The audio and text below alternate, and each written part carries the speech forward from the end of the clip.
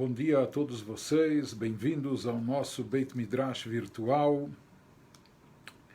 E conforme o nosso costume nas últimas semanas, nós vamos fazer o nosso estudo dividindo em duas partes. Na primeira metade nós vamos falar sobre assuntos associados à relação com o próximo, e na segunda parte nós falaremos sobre a alegria, principalmente na mitzvah de Teshuvah. E nós estávamos vendo nas últimas vezes sobre a prática da tzedakah, e hoje nós vamos falar sobre algo relacionado à tzedakah, algo específico, de forma mais específica, que é considerado também, de certa forma, uma mitzvah. Isso seria um Maaser Ksafim.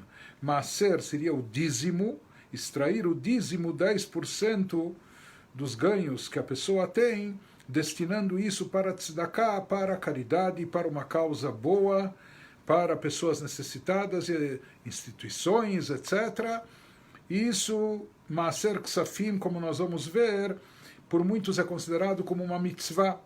Alguns relacionam isso com uma mitzvah bíblica, uma mitzvah da Torá. Na verdade, na Torá está escrito, literalmente, Aser teaser et kol tvuat zarecha.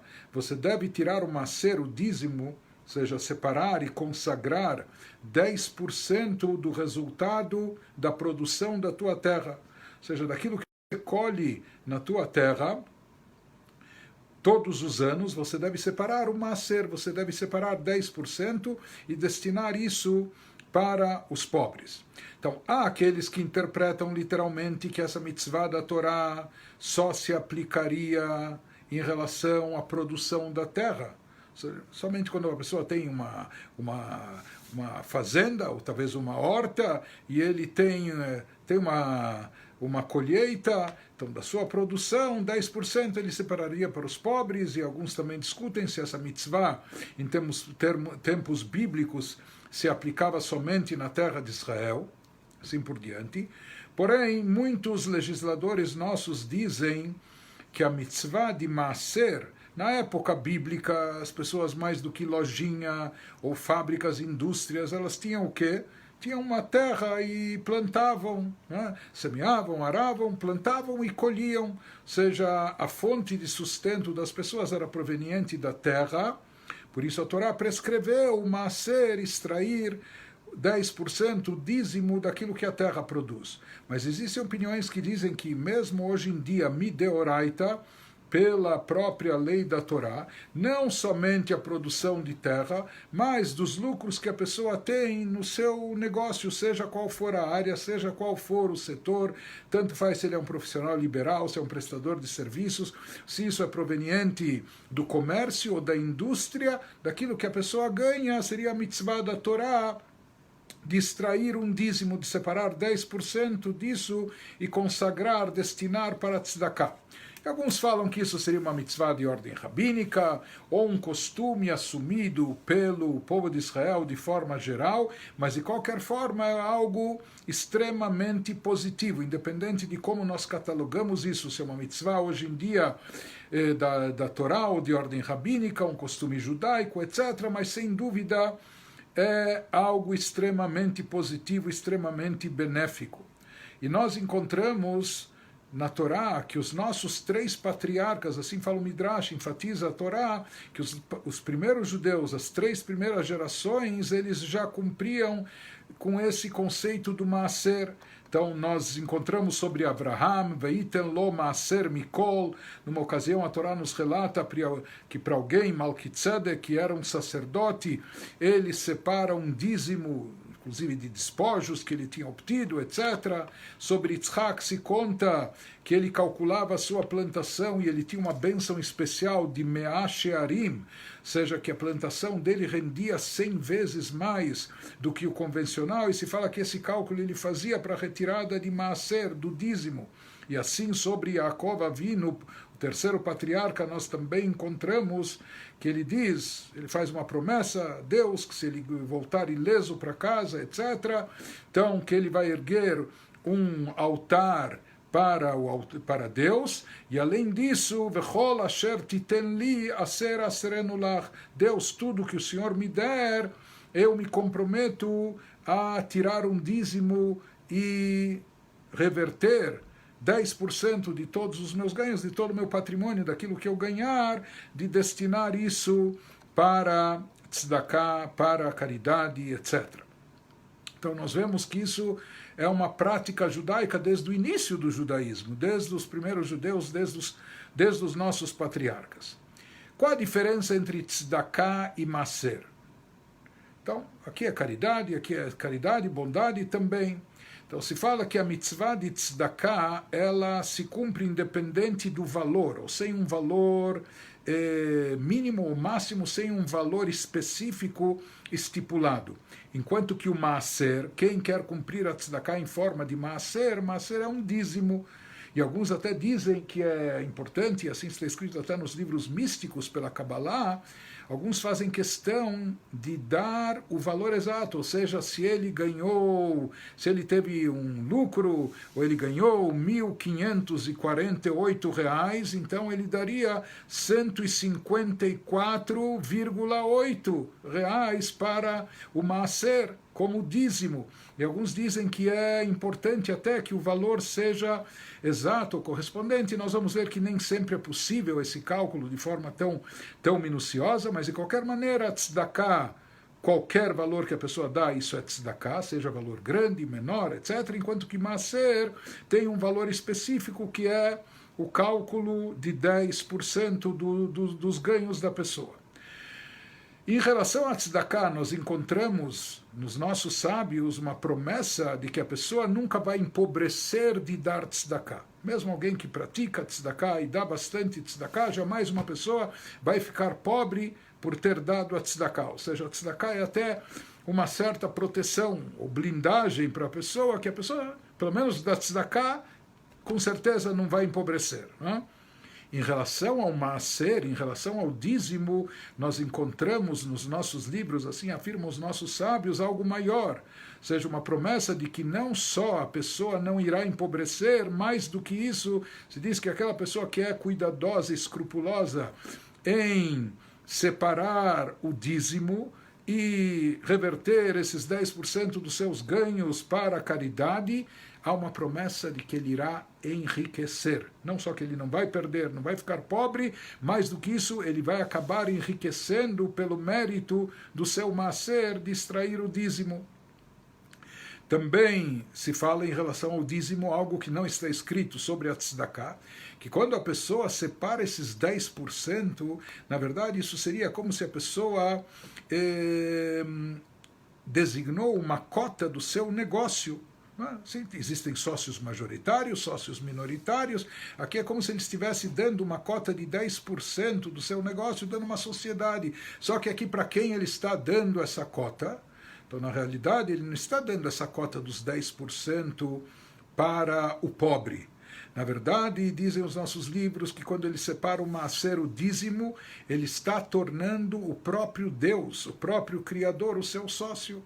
Porque o Criador, ele em primeiro lugar quer nutrir e alimentar as suas criaturas, e ele faz isso através de nós, ou seja, para alguns ele dá mais, para que eles possam redistribuir isso, para que eles possam ter essa mitzvah e esse mérito de alcançar os mais necessitados e os carentes. Mas assim está escrito que aquela pessoa que dá o maaser, que assume dar o dízimo, com esses 10%, ele está tornando o próprio Deus sócio participante do seu negócio. Não importa que aqui a quantia é de 10%, mas quando Deus está no negócio, sem dúvida alguma, ele é o grande sócio majoritário, e isso traz uma bênção especial para os negócios da pessoa.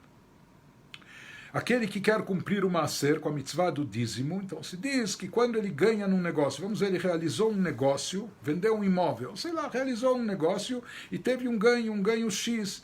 Então o ideal é que logo que ele tem o lucro, ele calcula qual foi o seu ganho, ou seja, quanto a mercadoria custou para ele, quais foram as despesas aqui no meio do caminho no negócio, ou seja, aqui se trata de calcular o lucro líquido. Nós vamos ver mais adiante que a pessoa pode debitar do cálculo antes de dar o maaser, a pessoa pode debitar as despesas que teve no próprio negócio. E disso ela separa, então ela calcula qual foi o seu lucro líquido, assim como pessoas fazem cálculo para imposto de renda, outras coisas mais, e disso ela separa 10% para tzedakah. A mesma coisa se a pessoa ganhou em forma de salário, bônus, etc., também ele faz o cálculo e separa o dízimo.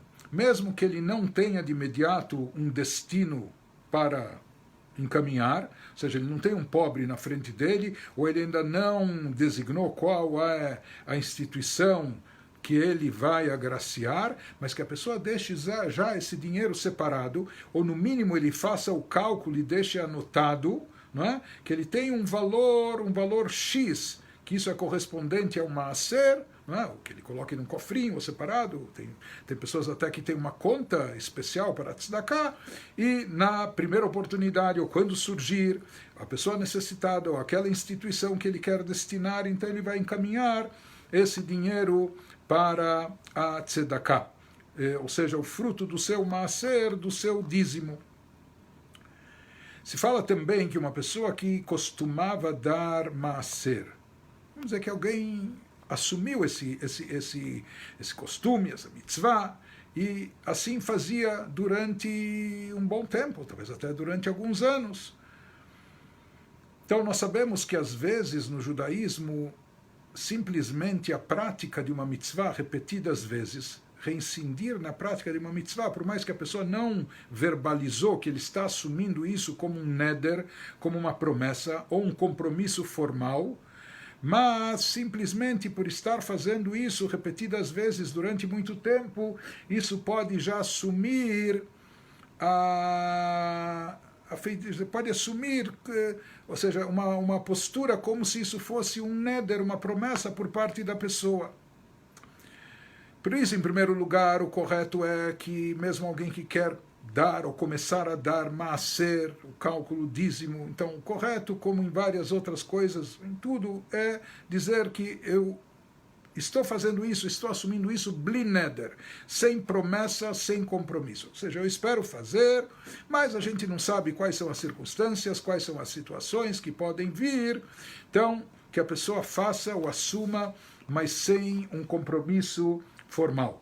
Agora, se a pessoa, por exemplo, costumava dar durante muito tempo e depois a situação dele ficou mais apertada e hoje aquilo que ele ganha, aquilo que ele tem, mal dá para ele fechar, completar um mês, ou com dificuldade isso dá para ele sustentar a própria família, as despesas da família, talvez as despesas da família aumentaram, etc. Então, às vezes, aqui há a necessidade de se fazer um hatarat nedarim, um cancelamento, anulação de promessa. Ou seja, se ele assumiu isso e fazia isso durante muito tempo, repetidas vezes, e não enfatizou desde o início que ele está fazendo essa prática positiva bli neder, sem compromisso, sem promessa, então pode ser que ele é necessário fazer uma consulta rabínica, talvez ele tenha que fazer uma atarat nedarim, um cancelamento formal de promessa e compromisso, para não incorrer em nada de errado, de negativo, ao interromper essa prática ou a começar a reverter agora esse dinheiro para as próprias despesas que ele tem ou com seus familiares. Uma pessoa pobre, por mais que ele ganhe alguma coisa, talvez até das doações que ele recebe. Então, nós vimos que em relação a tzedakah, mesmo o pobre deve dar tzedakah. Mesmo que seja uma quantia mínima por ano, nós falamos, nem que ele complete R$50 por ano, mas ele tem que dar tzedakah também. Porém, o pobre está isento de maaser, ou seja, aquilo que ele recebe, seja em forma de doações, contribuições, ou ele tem alguma entrada de algum fundo de pensão, ou etc., aposentadoria. Então, no caso, ele precisa para dar conta das próprias despesas, da sua manutenção, do seu sustento, da sua família. Então, uma pessoa pobre e necessitada está isenta de separar e dar maaser, o dízimo. Como nós falamos, é interessante e importante a pessoa frisar no início dessa prática. Tem muita gente até que se propõe a dar o maaser, porque assim está escrito, como nós falamos, que isso é uma sgulá, isso é uma fórmula para enriquecimento, assim está escrito, aser te aser, et kol tvoat zarecha, a Torá repete o verbo, aser vem de esser é 10 em hebraico, aser, tire o dízimo, mas a Torá repete te aser e dê 10%, por que a Torá repete o verbo? Os nossos sábios interpretam a letra Shin, dependendo de onde está o pontinho, no lado direito ou esquerdo, pode ser lida como Shin ou como Sin. Então aqui, aser, 10% é com Sin. Mas eles dizem que deixe tita asher, aser te asher. Dando o dízimo, você irá enriquecer. Então tem muita gente que quer enriquecer e que procura dar o dízimo, que isso é muito bom. Porém, como nós falamos, existem aqui alguns detalhes. Em primeiro lugar, que a pessoa, desde o início, procure assumir isso, mas blineder, sem um compromisso formal, não em forma de promessa. Além disso, se fala que, para não se associar com a mitzvah bíblica, porque a mitzvah bíblica tinha um problema também de não atrasar, depois que a pessoa separava o dízimo, não reter isso com ela, e sim encaminhar para os pobres dentro de um prazo X. Então, para que esse conceito não incida sobre a pessoa, porque às vezes a pessoa, sei lá, talvez ela só vai dar daqui a alguns meses, ou depois das festas, ou o que for, para não incorrer nessa proibição, não é, de atraso, de retardar a entrega, etc. Ou talvez ele está esperando até achar o pobre ou a instituição, ou a causa ideal que ele prefere, enfim, isso seria um direito dele, mas que ele já tenha isso em mente desde o início. E também se diz, ou seja, que ele tem a possibilidade de escolher a causa, o pobre, o destino dessa tzedakah. Então é bom ter isso em mente, levar isso em consideração desde o início dessa prática positiva. Além dessa bênção de riqueza que nós encontramos nos livros como recompensa para o maaser, para aqueles que extraem o dízimo dos seus ganhos, dos seus lucros, encaminhando isso para a tzedakah, nós encontramos também nos nossos livros outras bênçãos associadas, asseguradas, em função dessa mitzvah. Se diz que o maaser, o dízimo, tem a possibilidade, ele tem a qualidade de levatel gzeirot, de cancelar decretos ruins, ou decretos justamente que incidem sobre o patrimônio da pessoa, que poderiam conduzir a algum tipo de prejuízo, algum tipo de perda, enfim, que através do maaser a pessoa recebe uma bênção, uma proteção especial para não ter esses danos, se salvar desses prejuízos. Também se fala que o maaser é eficaz para afastar doenças, Deus nos livre, e faz com que a reza da pessoa seja aceita de uma forma mais rápida, de uma forma mais eficaz. Além disso, também falam os nossos livros, essa era a recomendação para pessoas que queriam ter filhos, e às vezes a mulher tinha dificuldade de engravidar ou coisa assim. Então, entre algumas mitzvot que são tidas como particularmente eficazes para atrair essa bênção de crianças, de maternidade, então sobre isso também se fala da mitzvah do maaser, de extrair 10% dos ganhos dos lucros, destinando isso para tzedakah. Isso é algo eficaz para atrair também, entre outras, a bênção da maternidade. De que ganhos se separa o maaser? Na verdade, o dízimo se extrai, se retira de qualquer tipo de ganho e lucro que a pessoa obteve, seja lucros que a pessoa obteve negociando, vendendo uma mercadoria, teve um ganho X, ou a pessoa tem imóveis alugados, recebe aluguéis, ou às vezes até a pessoa recebeu um presente em dinheiro, uma bonificação, ou ele encontrou dinheiro, alguma coisa valiosa, ou mesmo ele recebeu uma herança.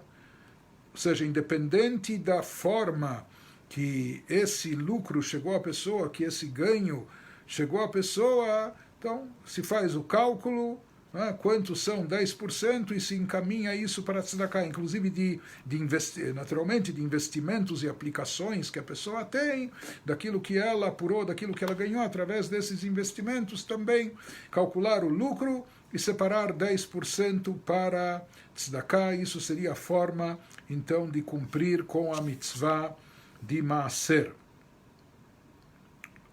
Sobre aplicações e investimentos, a maioria dos nossos legisladores diz que a pessoa só precisa extrair ou separar o maaser e destiná-lo para tzedakah no momento que ela está fazendo o resgate daquele investimento, daquela aplicação, ou do lucro apurado com aquela aplicação. Mas vamos dizer, se a pessoa tinha uma aplicação e essa aplicação rendeu X, mas ele não retira, ou seja, quando expira o prazo dessa aplicação, ele não retira o dinheiro do banco ou onde está investido e ele reaplica, certo? Então, se fala que quando ele deveria calcular o maaser, o dízimo, somente na hora que ele resgata. Quando ele está resgatando, tirando, se não todo o capital ou o lucro que ele obteve, daí sim ele teria a obrigação de calcular e separar o maaser, tirar 10% para destinar a tzedakah. Como se calcula o maaser, o dízimo? Então se fala que no início, quando a pessoa se propõe a isso, dar o maaser ou dar a tzedakah dessa forma, calculando o dízimo, então que em princípio que ela dê dízimo do seu 10% do seu capital básico. Então ele começa a vida com um certo dinheiro. Alguns vão dizer até isso, alguns calculam isso também. Se o jovem rapaz ele tem que dar 10% dos presentes que ele ganhou no bar mitzvah, ou se ele ganhou principalmente em dinheiro, o mesmo se aplica também a noivos no casamento. Mas enfim, se a pessoa tem um capital inicial, então muitos calculam primeiro 10% do próprio capital, com o qual ele vai abrir o negócio. Isso é claro que está se tratando de um capital próprio. Se a pessoa está pegando dinheiro emprestado do banco para investir no seu negócio, etc., então ele não tem obrigação de dar dízimo sobre um dinheiro que não é dele. Mas se esse dinheiro é dele, e independente de como chegou a ele, se através de presente, ou dos pais, ou de herança, ou de trabalhos previamente realizados, então primeiro a pessoa calcularia 10% do capital que ele dispõe e consagraria isso para tzedakah, para a caridade, e a partir de então ele continuaria dando 10% sobre os seus ganhos, sobre os seus lucros.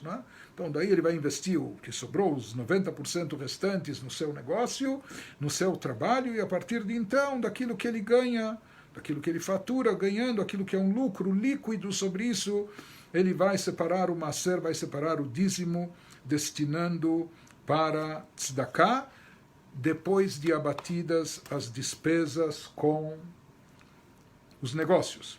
E nessas despesas se inclui também as taxas e impostos que a pessoa tem que recolher em função do seu negócio e dos seus lucros, ou também seguros que são necessários para o negócio, ou também, às vezes, é seguro que ele faz para as próprias mercadorias, ou para os veículos do negócio, enfim, tudo isso são consideradas despesas com o negócio, com o trabalho, e, naturalmente, salários de empregados, de funcionários, tudo isso a pessoa pode abater do lucro que teve, ou seja, isso seria ainda o lucro bruto, e somente depois de abatidas todas essas despesas com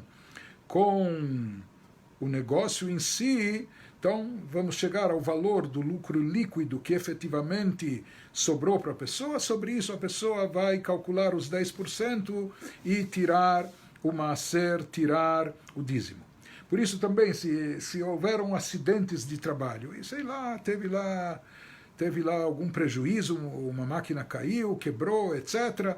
Então esses prejuízos, ocorridos no próprio negócio, quando foram involuntários, não premeditados, então o prejuízo que a pessoa teve, ela também pode abater do lucro, porque ela vai ter que repor isso e somente depois calcular o maaser, o dízimo que ela deve dar. E como nós falamos, salários, vale refeição, vale transporte, tudo que ele dá para os seus funcionários, como também despesas de viagens para os negócios, para o trabalho, transportes de cargas e etc.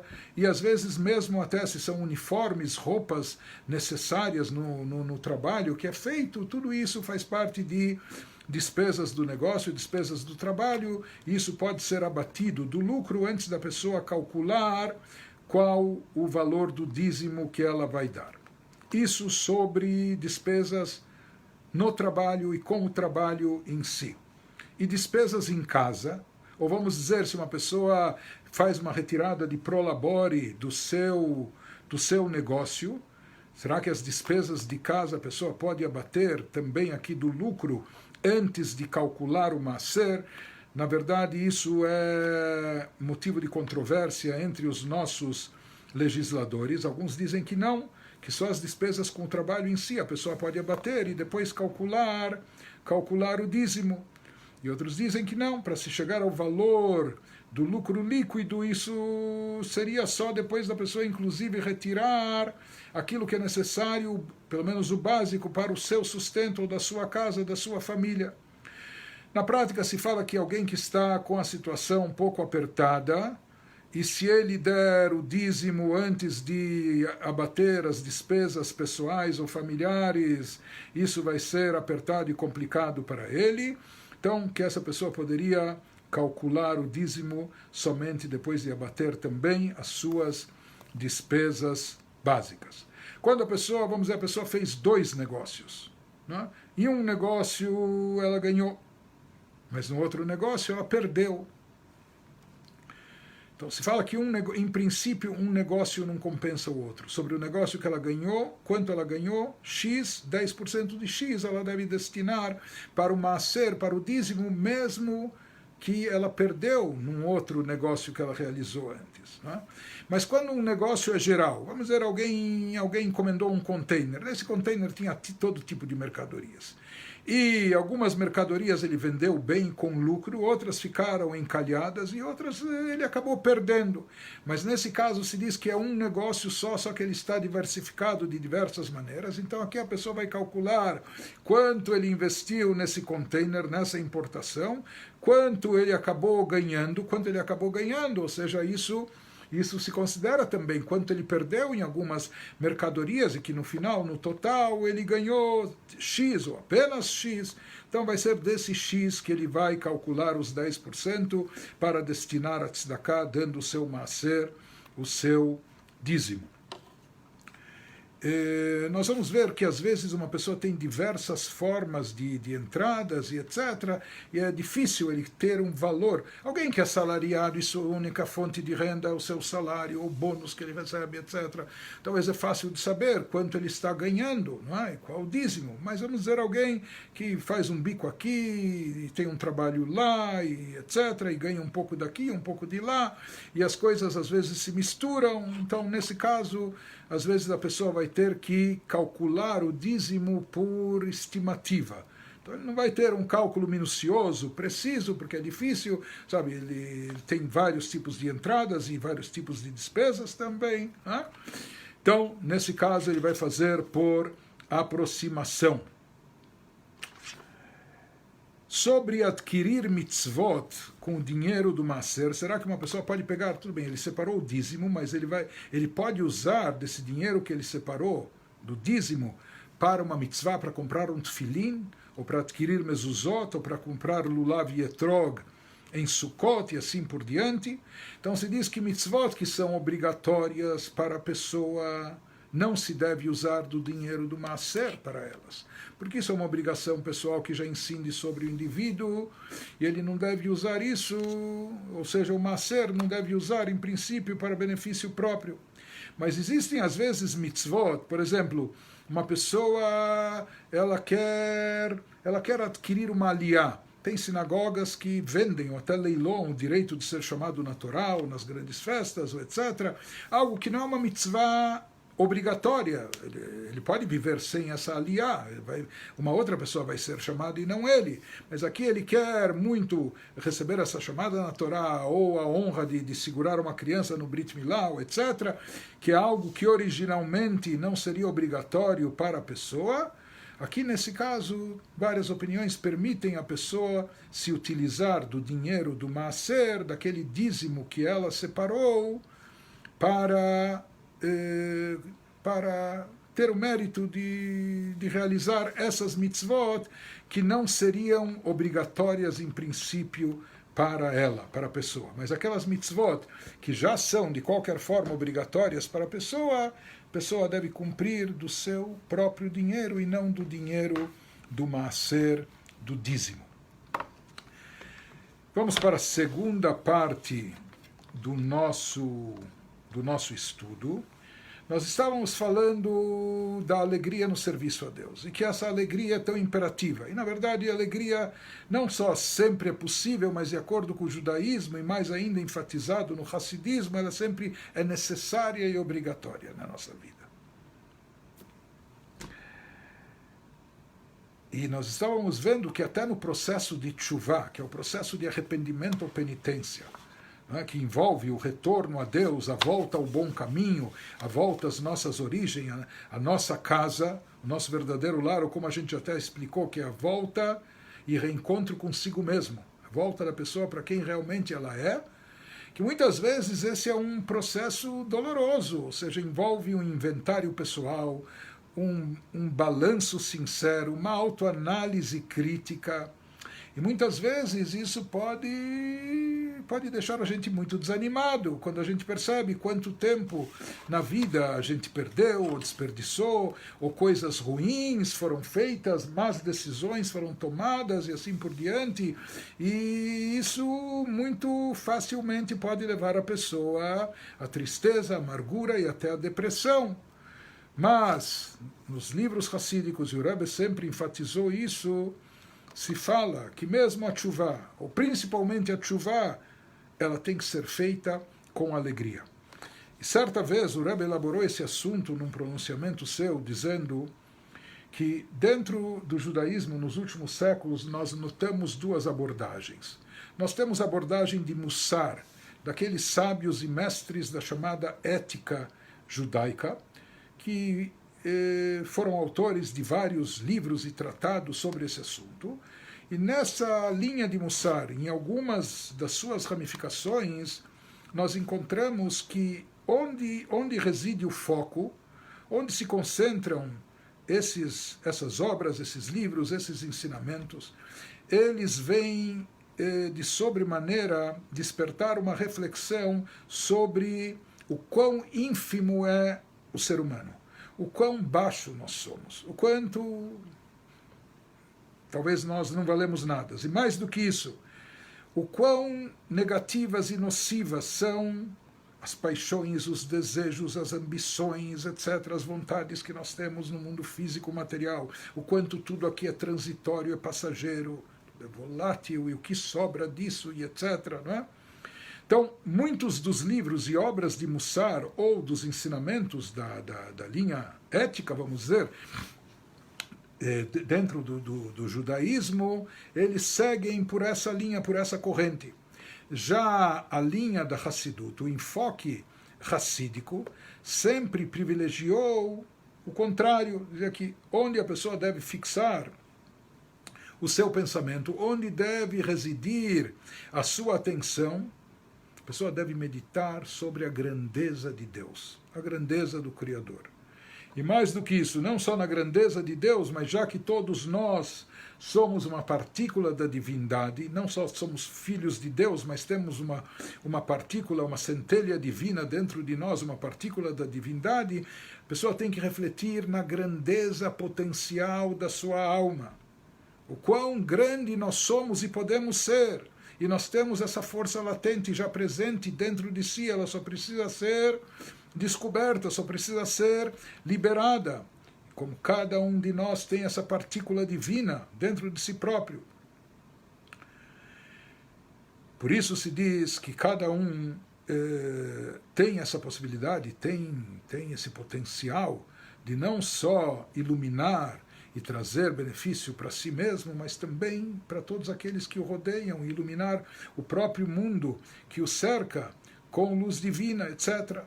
Em outras palavras, os sábios de Mussar, que seguem a corrente de ética judaica, talvez eles, na linguagem do versículo nos Salmos, talvez se concentrem mais no surmerá, afaste-se do mal.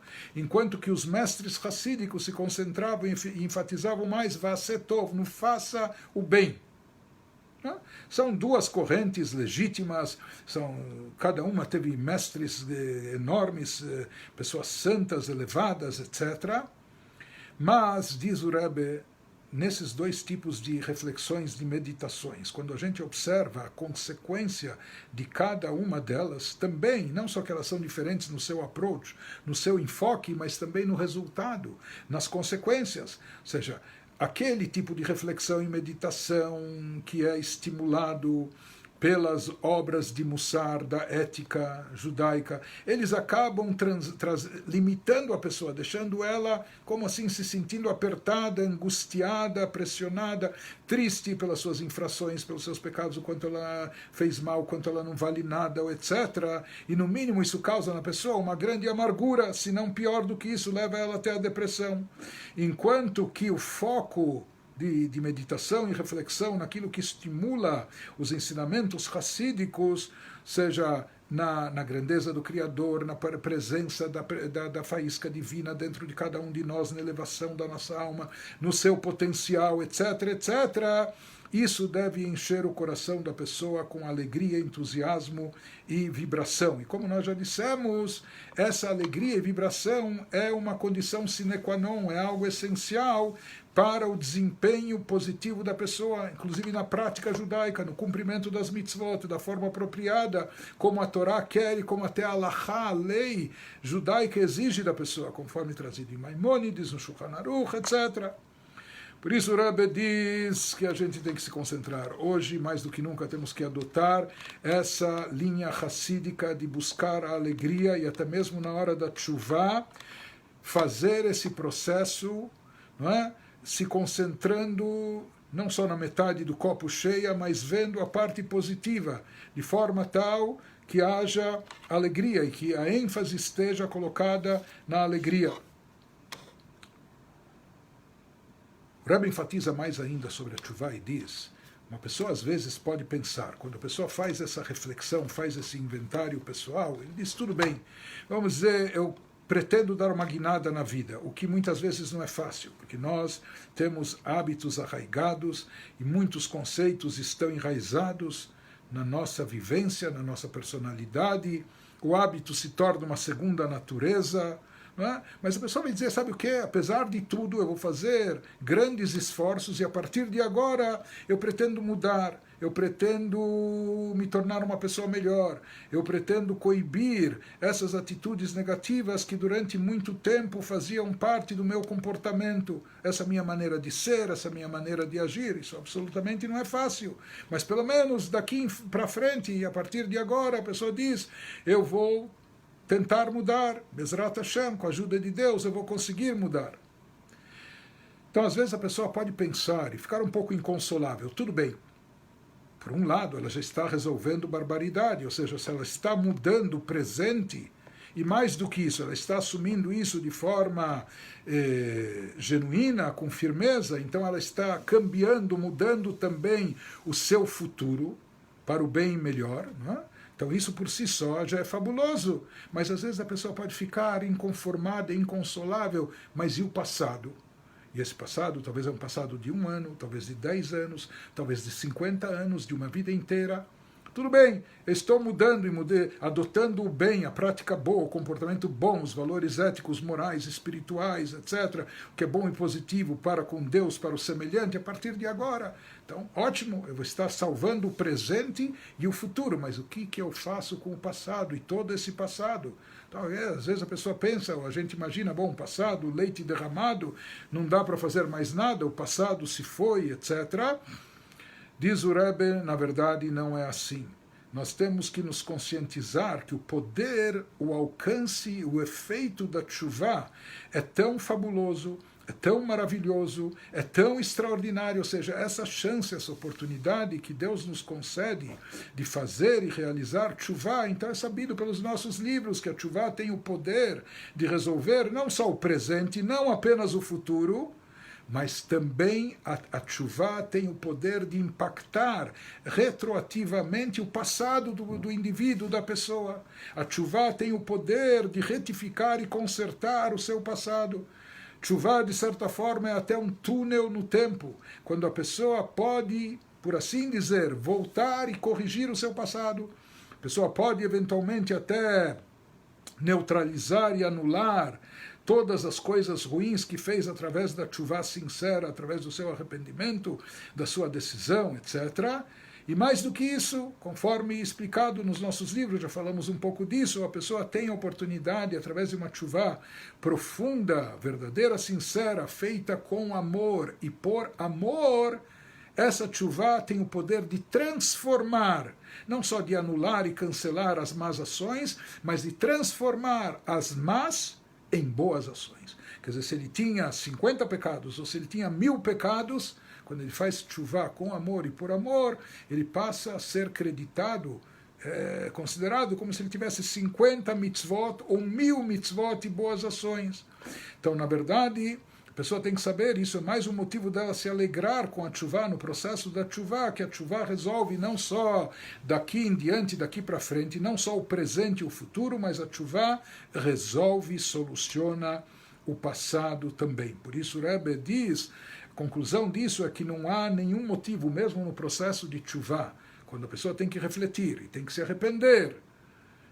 Isso envolve remorso, penitência, mas isso não é razão de levar a pessoa à angústia e à depressão. Não só em relação à sua situação atual ou futuro, mas mesmo em relação ao passado, como nós dissemos. E, inclusive, essa tshuva, que tem esse poder extraordinário, a tshuva que nós falamos, tshuva com amor, por amor. E esse amor está associado com alegria. Ou seja, uma expressão desse amor se reflete justamente na alegria da pessoa de estar fazendo o que ela está fazendo de bom.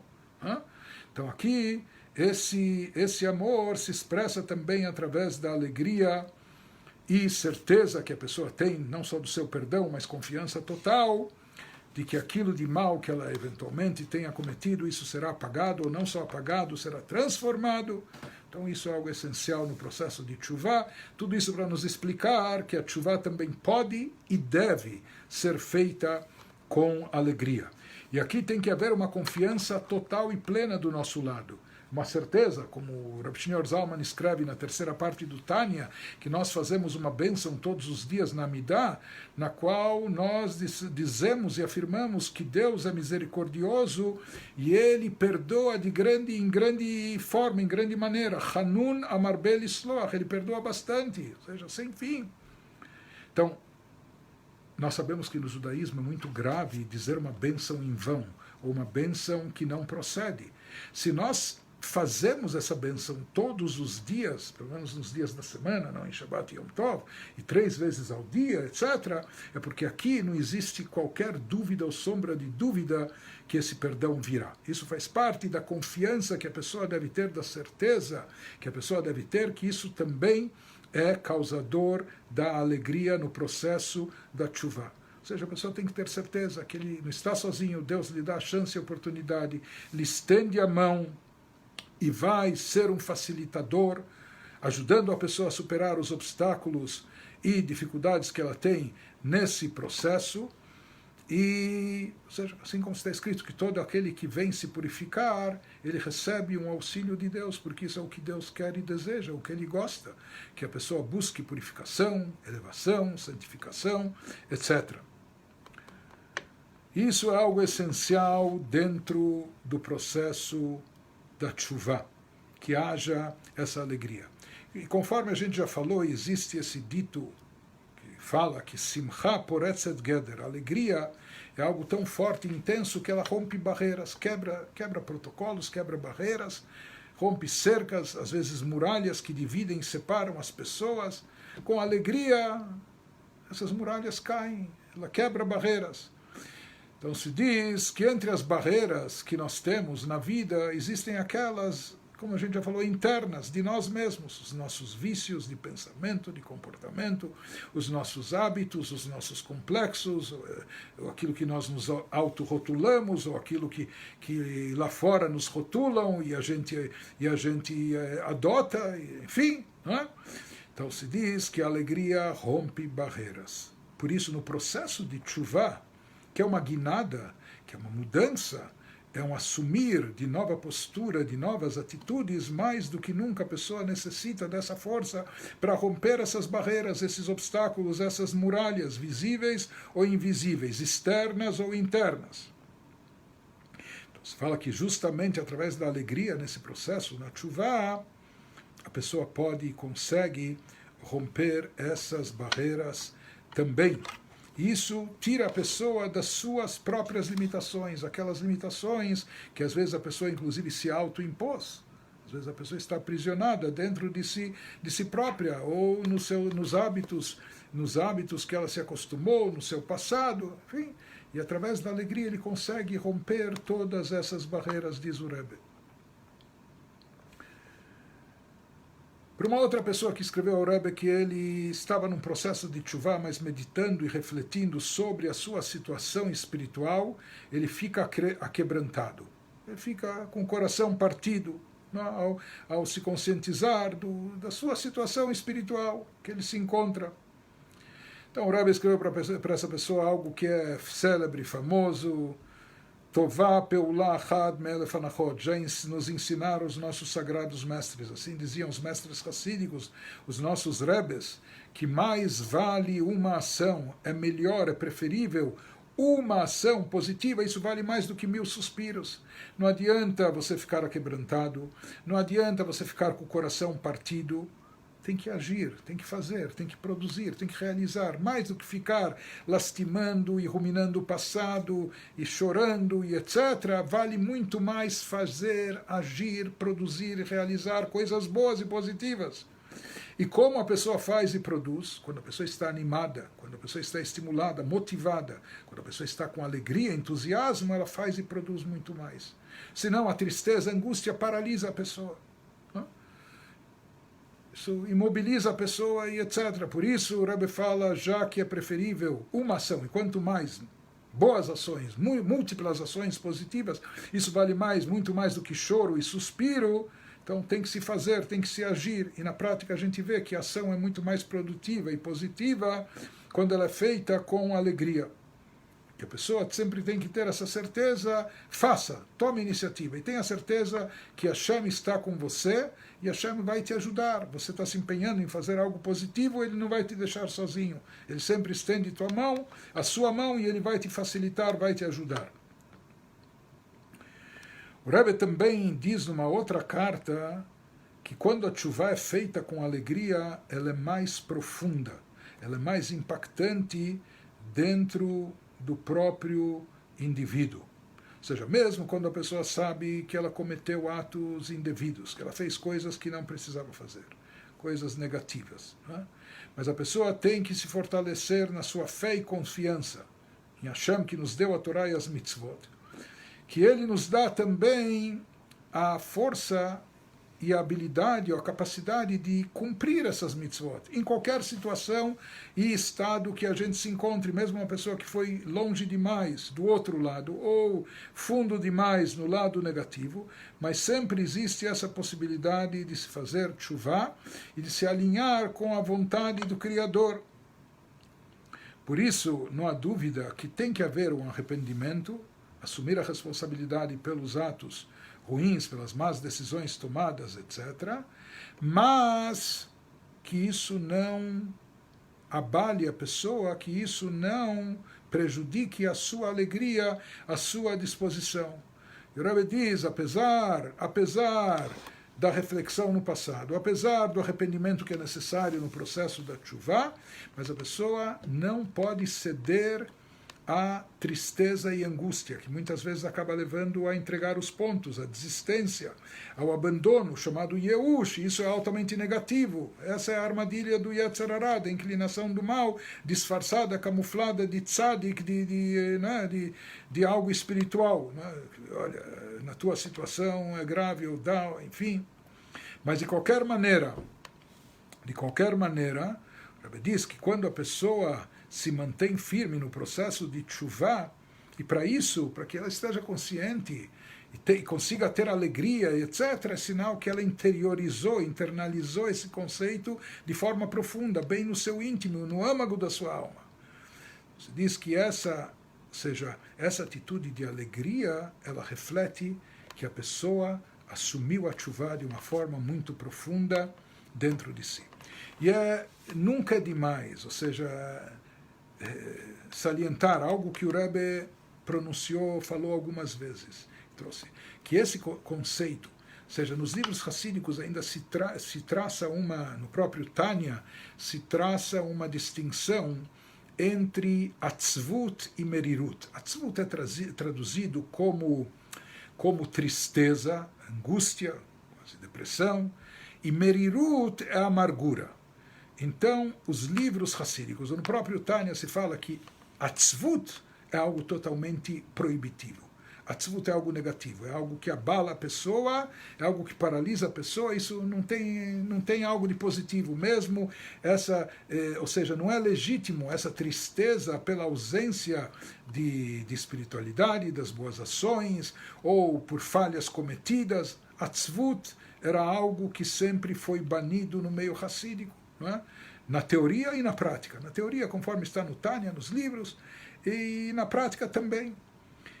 Porém, merirut, o conceito de merirut, no Tânia se fala que a amargura, inclusive se traça paralelos e contrastes, qual a diferença exata entre atzvut e merirut, ou como os mentores racídicos costumavam dizer, se a pessoa refletiu sobre suas falhas, não é?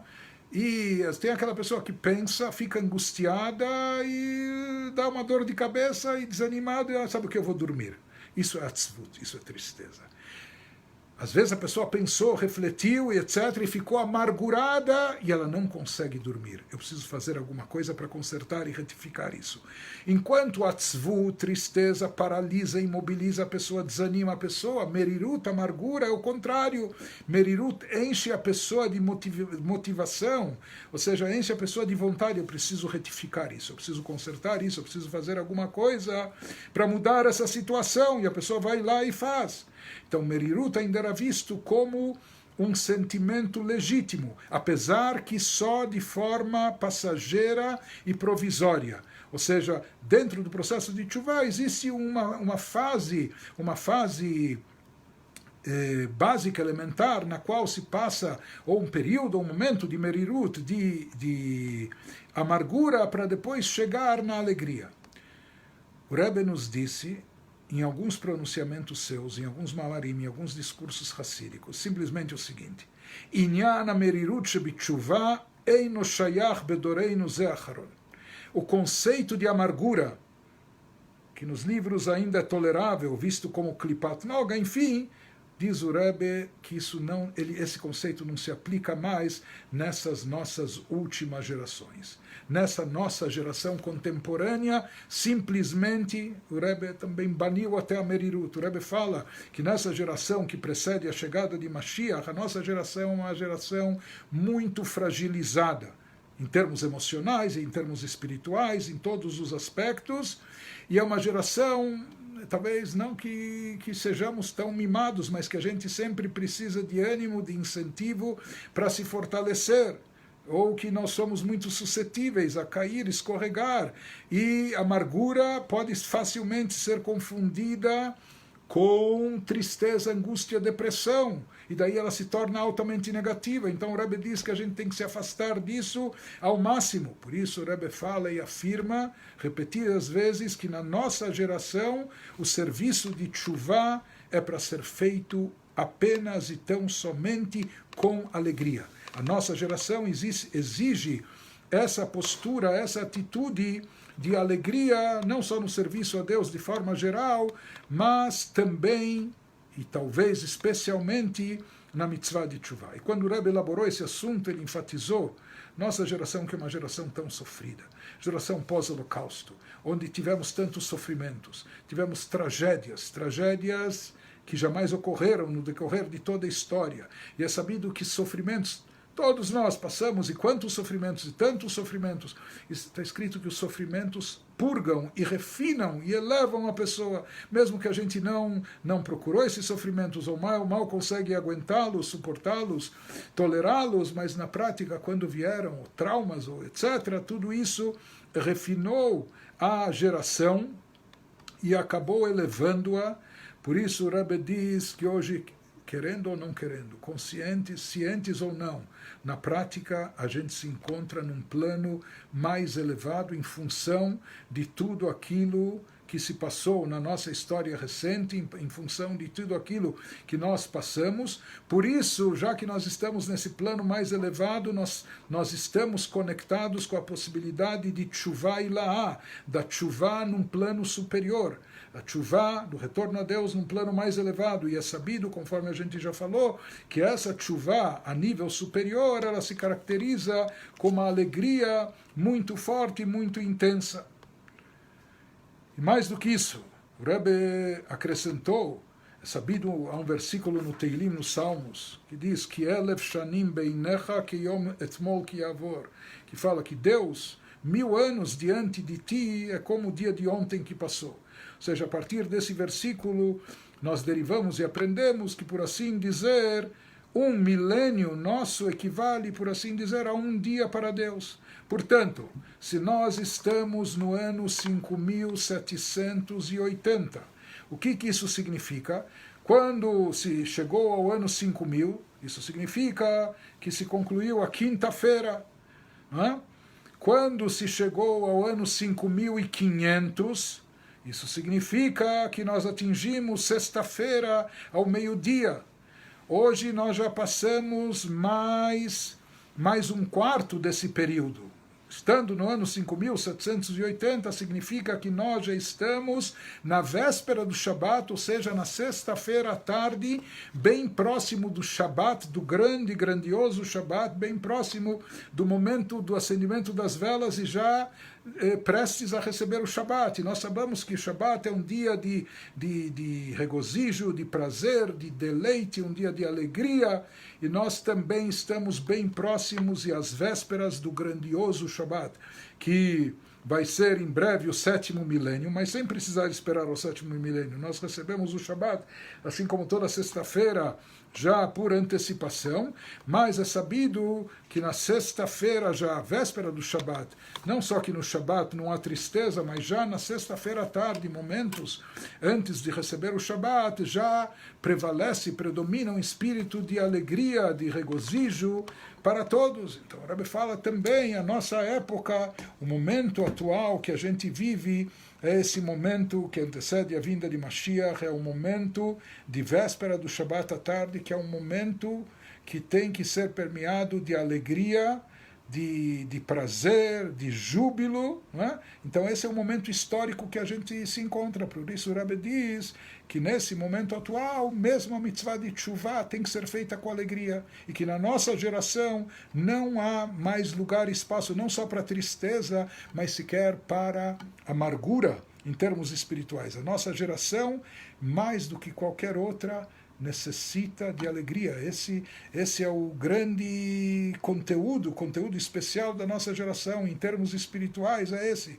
Tem que saber que espiritualidade é alegria, Teshuvah é alegria, e estando nessa postura, assumindo essa postura, nós vamos atrair também grandes bênçãos com motivos e razões suficientes para estarmos com alegria, sabendo e percebendo que não só por instrução da Torá que tem que estar alegre, mas que não nos faltam motivos para estar sempre alegres e felizes. Um ótimo dia para todos vocês.